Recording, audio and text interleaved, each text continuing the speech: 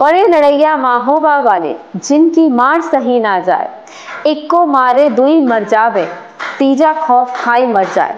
हाँ, हम बात कर रहे हैं आला और उदल की।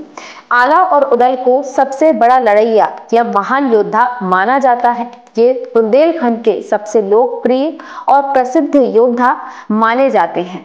इनकी वीरता की कहानियां आज भी लोक कथाओं में सुनाई जाती हैं। आला और उदल चंदेल वंश के राजा परमाल देव के सेनापति थे। उन्होंने कई लड़ाइयां लड़ी और वो अपनी लड़ाइयों से, अपनी वीरता से प्रसिद्ध हुए। उन्होंने अपनी लड़ाइयों में जीत हासिल करके प्रसिद्धि प्राप्त की। यहाँ तक कि उनकी लड़ाइयों की, उनकी वीरता की कहानियों को आलाखंड नामक काव्य में भी दर्शाया गया है। आलाखंड नामक काव्य कवि याज्ञनिक के द्वारा रचित था। इस काव्य में करीबन 52 लड़ाइयों के बारे में बताया गया है, जिनमें आला और उदल ने भाग लिया था और इन सभी लड़ाइयों में उन्होंने किस प्रकार से विजय प्राप्त की। इन लड़ाइयों में कुछ मुख्य लड़ाइयां भी शामिल हैं, जिसमें कुछ प्रसिद्ध कहानियां हैं। जैसे आला और उदल ने कई बार दिल्ली के राजा पृथ्वीराज चौहान को हराया था। उन्होंने मादो के राजा करिंगा को युद्ध में हराया था। मादो के राजा वही राजा हैं जिन्होंने आला और उदल के पिता की हत्या की थी। यहाँ तक कि उन्होंने नैनागढ़ के एक बहुत बड़े योद्धा को भी युद्ध में हराया था। आला और उदल पर देवी माँ की बड़ी कृपा थी। कई बार युद्ध में देवी माँ उनकी मदद भी किया करती थी।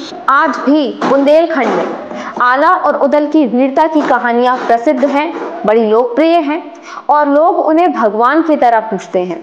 आज हम इन्हीं कहानियों का वर्णन करेंगे और आपको अधिक से अधिक जानकारी प्रदान करेंगे कि किस प्रकार से आला और उदल अपने युद्ध कौशल से लड़ाइयों में जीत हासिल किया करते थे।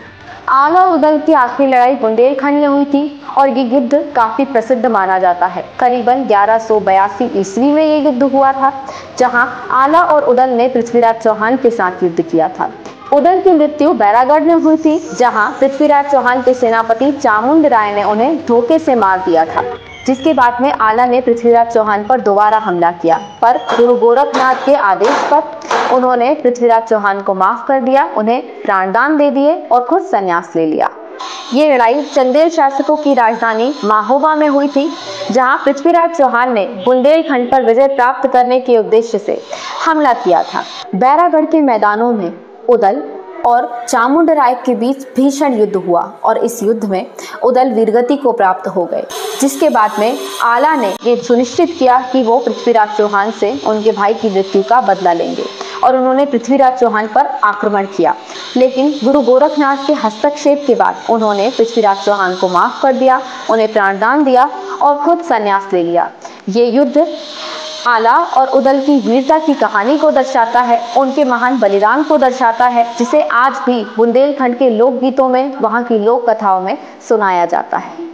आला और उदल को भीम और युधिष्ठिर का अवतार भी माना जाता है, जिन्होंने अपने पराक्रम से हर युद्ध में विजय प्राप्त की थी। आला और उदल के पिता थे जक्षराज और उनकी माता जी थी देवतना। वे परमार के सामंत थे और बनाफर के क्षत्रिय थे। आला और उदल की वीरता की कहानियां आज भी उत्तर भारत के गांव-गांव में सुनाई जाती है और उन्हें कई सारे महान योद्धाओं के समान माना जाता है।